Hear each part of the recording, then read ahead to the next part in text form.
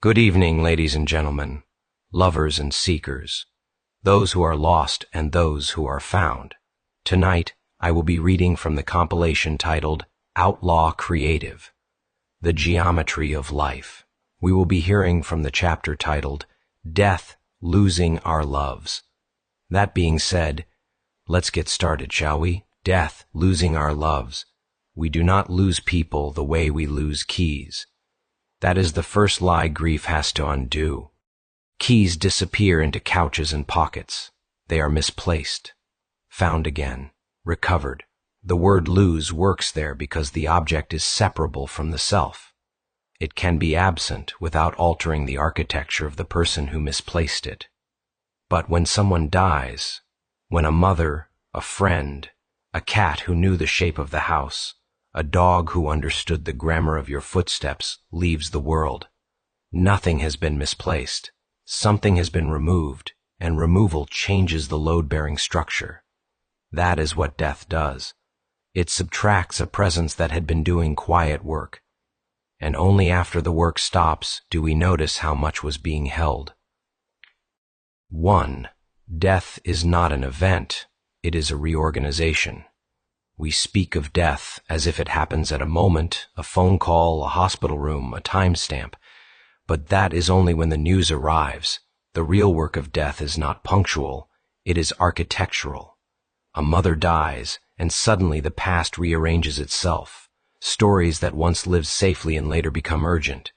Questions you never asked harden into permanent shapes.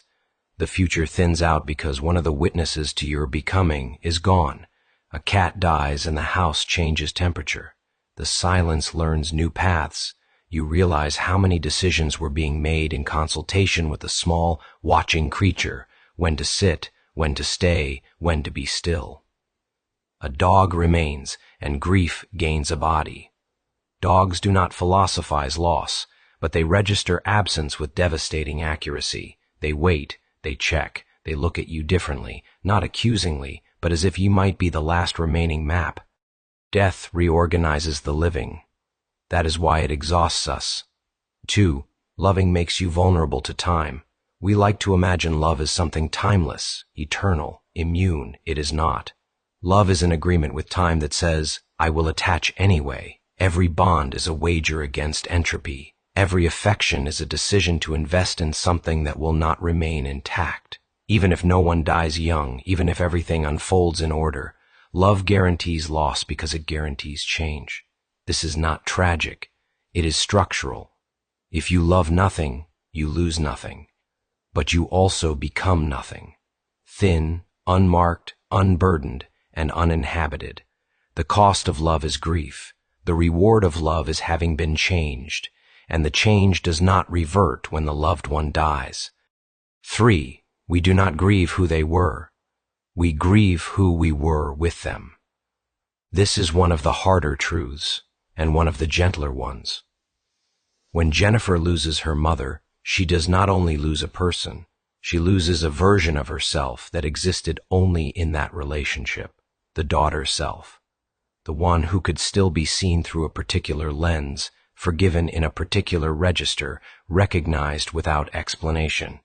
When Frida the cat dies, something else goes with her, the part of the house that was for her, the tone of evenings, the sense of being observed by a small sovereign intelligence that chose that home. We grieve not just the dead, but the context they made possible. That is why grief feels disorienting. It is not only sadness, it is identity loss. 4. Animals teach us a cleaner grammar of death. Humans talk too much around death. We explain, we narrate, we soften, we offer meaning where there may be none. Animals do not do this, and that is why their deaths hurt in a particular way. They do not come wrapped in story. A cat does not die symbolically. A dog does not pass with lessons. They simply stop being present, and presence was the whole relationship. That starkness is a gift, because it reminds us that love does not require justification. It requires attention. Frida did not need to be important to the world. She only needed to be important to the people and creatures who knew her rhythms. Joey did not need to understand death to feel its impact. He only needed to notice that someone was missing. Animals grieve without bargaining. They do not try to turn loss into progress. They show us that grief is not a problem to solve. It is a condition to inhabit.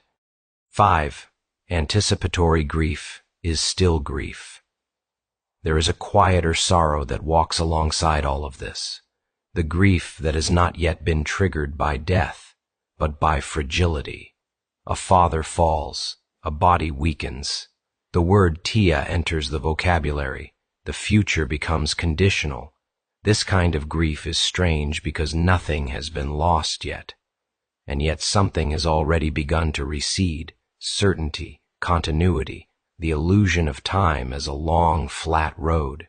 Anticipatory grief is often dismissed because it feels premature. It is not. It is love responding to risk. It is the mind and body beginning the work of adaptation before the rupture arrives, and while it is exhausting, it is also evidence of care. You do not brace for the fall of strangers. 6. There is no moral hierarchy of loss. One of the cruelties of social grief is comparison. A mother is more important than a cat. A spouse is more important than a friend. A long illness is worse than a sudden death. These rankings are administrative, not emotional. They exist to help institutions function, not to describe reality.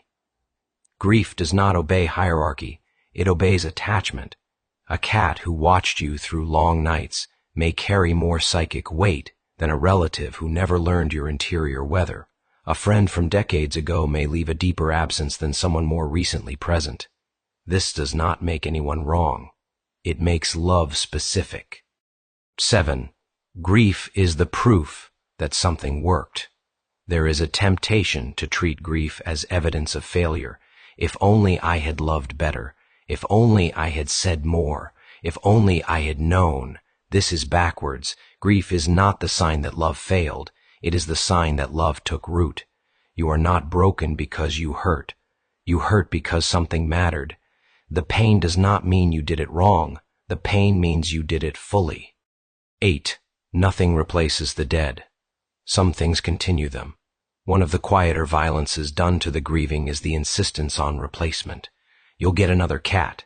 You'll meet new people. Life goes on. Life does go on. But it does not do so by substitution. Nothing replaces a specific love. What happens instead is continuation by influence. The dead shape how we speak, how we notice, how we hold others. They persist as orientation, not presence. Frida continues in how Jennifer notices quiet corners. A mother continues in how a daughter evaluates safety and risk. A father continues in how a son measures his own endurance. This is not metaphor, it is inheritance. 9. Grief does not make you smaller. It makes you deeper.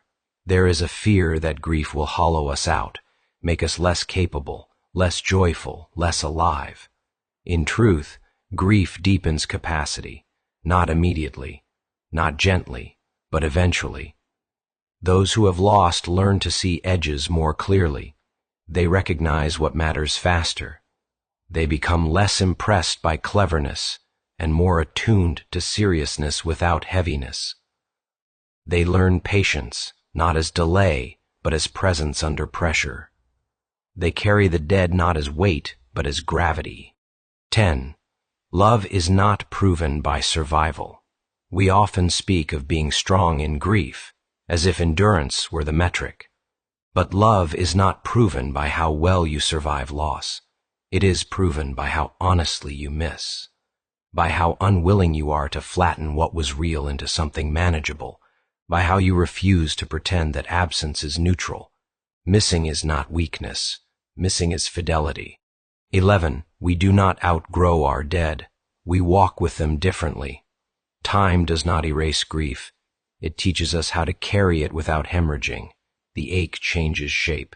The intensity modulates. The frequency shifts. But the connection does not dissolve. You do not move on from those you loved. You move forward with them. Whether you consent to the phrasing or not, they become part of your gait. 12. Death does not get the last word. Love already spoke. This is not a theological claim. It is an observable one. Death ends presence. It does not undo impact. Every act of love leaves residue, in habits, in reflexes, in values, in how we sit with others who are hurting. Death interrupts, but it does not negate, and that is why grief hurts so much, because the love is still active, still looking for its object. 13. To grieve is to refuse erasure. The world is very efficient at moving on. Grief is an act of resistance. It says, this mattered, this changed me, this will not be smoothed over. To grieve openly is to refuse the lie that only the present counts.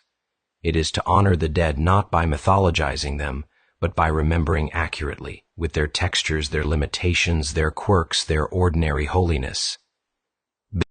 14. What we owe the grieving. We do not owe explanations. We do not owe timelines. We do not owe positivity. What we owe the grieving is company, to sit, to listen, to not rush the silence, to allow the missing to be named without being solved.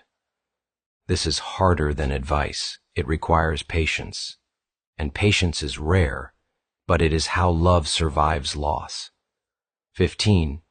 In the end, grief is love with nowhere to go, and so it spills into memory, into writing, into pauses, into fatigue, into unexpected tenderness. Grief is not love's opposite, it is love's afterlife, and if we are brave enough to carry it without apology, it does not ruin us. It makes us credible.